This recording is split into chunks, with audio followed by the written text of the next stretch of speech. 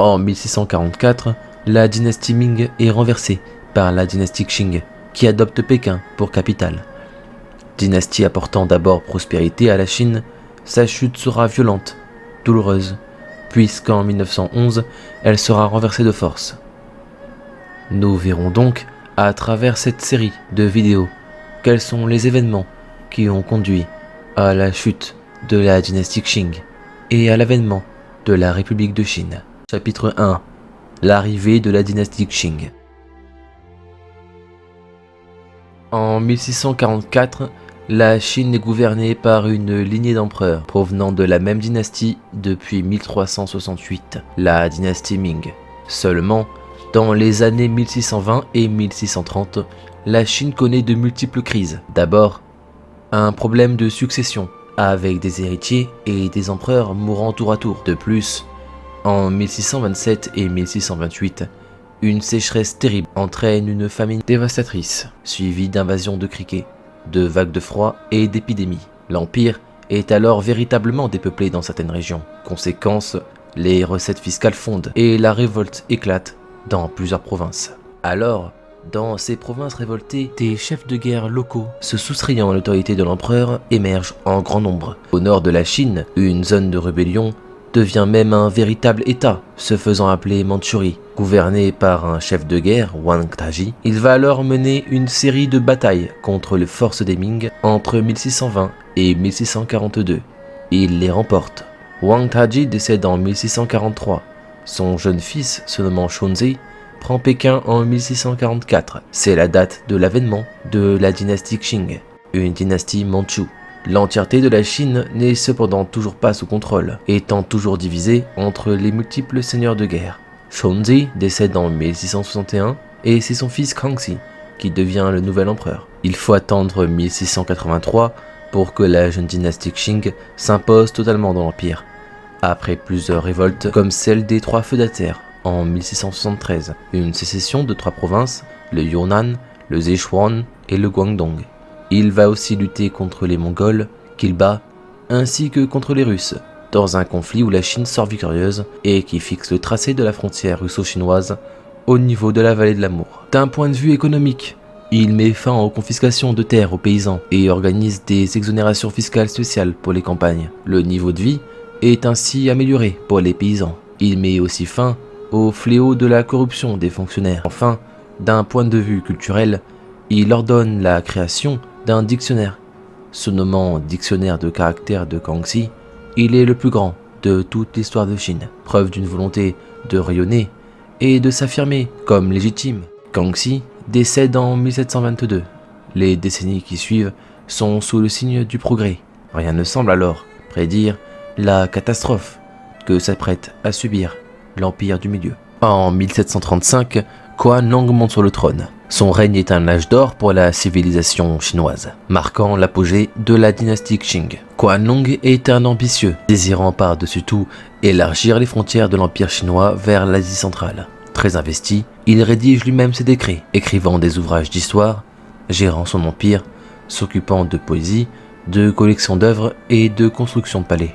Il est notamment à l'origine de la construction de la bibliothèque accomplie des 4 trésors. Véritable merveille, c'est la plus grande collection de livres de toute l'histoire de la Chine, avec plus de 36 000 volumes, soit 2,3 millions de pages, toutes écrites à la main par des scribes, plus de 3800. Il renforce le contrôle de la population en ordonnant qu'elle soit entièrement recensée, dans le but de pouvoir plus efficacement récolter l'impôt. Quanlong est un empereur guerrier qui va repousser les frontières de la Chine à des sommets, comptant à son apogée plus de 12 millions de kilomètres carrés, soit plus de 2 fois la taille maximale de l'Empire romain. En 1757, il incorpore le territoire du Khanat Dzungar sous le nom de Xinjiang. En Birmanie, il mène 4 guerres infructueuses contre les Birmans. Un traité de paix blanche est finalement signé en 1770. Il va faire du Tibet un protectorat de manière pacifique, en renversant le roi du Tibet pour y installer le Dalai Lama, accompagné de 2 ambans. Les ambans étant des gouverneurs militaires chinois qui, on peut le deviner,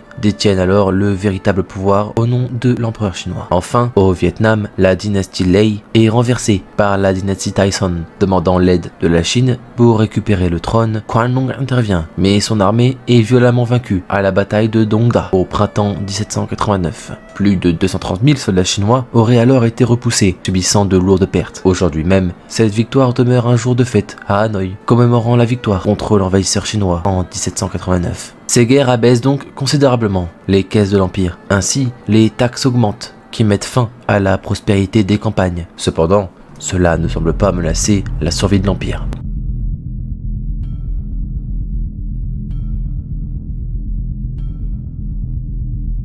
En 1793, une ambassade britannique se présente à Tianjin, où l'empereur réside, les Britanniques demandant alors l'installation d'une délégation permanente à Pékin, ainsi qu'une ouverture plus importante au commerce avec la Grande-Bretagne. Les demandes sont refusées sèchement par l'empereur. Après tout, qui sont ces Européens pour venir oser faire des demandes à l'empereur dirigeant l'Empire du Milieu, le plus puissant au monde? L'année suivante, en 1794, la Hollande envoie aussi une ambassade financée par la Compagnie des Indes néerlandaises.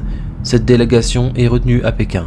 Mélangée avec des délégations de vassaux de l'Empire, outrés, révoltés, la délégation hollandaise n'obtient rien, pas même la possibilité de discuter. En outre, elle est ignorée, moquée et renvoyée. Qianlong décède à l'âge de 85 ans, soit 2 ans avant sa mort, au profit de Zhuang, qui devient empereur en 1796. Il décide de lutter contre l'arrivée des Européens et les influences de leur idée libérale. De plus, il réprime violemment la population catholique chinoise ou étrangère. En somme, il ferme de plus en plus l'Empire du Milieu au monde extérieur. Un problème apparaît dans l'Empire, qui se développe petit à petit depuis des années. Le trafic d'opium, issu d'une plante, le pavot somnifère, est une substance extrêmement addictive et dangereuse, qui est fortement appréciée par les classes aisées de la société. L'opium coûte cher, il se fume à l'aide d'une pipe, l'effet est rapide et dure longtemps, entre 3 et 6 heures. Il provoque une sensation d'extase, de relaxation intense, d'insensibilité à la douleur, provoquant des hallucinations et des difficultés à coordonner ses mouvements. En somme, l'opium rend celui qui la consomme addict et incapable de réaliser quoi que ce soit de productif, en plus d'être un produit ne rapportant rien économiquement à l'Empire. Importé de manière détournée par les Britanniques en Chine via des plantations en Inde, on en décompte 200 caisses par an chaque année en Chine en 1729, 4000 vers la fin des années 1700. Zhuang agit donc face à cette menace grandissante en 1796 et instaure un édit qui proclame la peine de mort pour le trafic d'opium.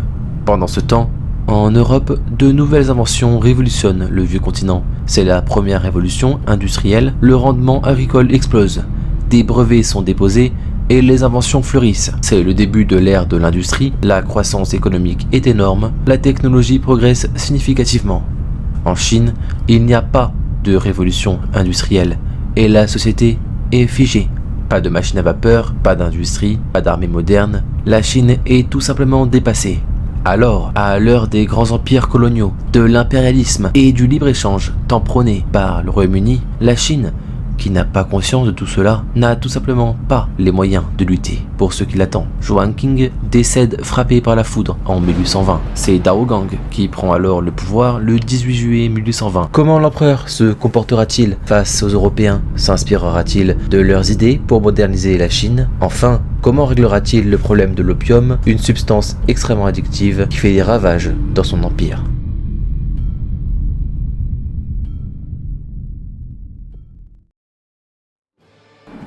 Si vous avez aimé cet épisode, n'hésitez pas à le liker, à commenter et à vous abonner.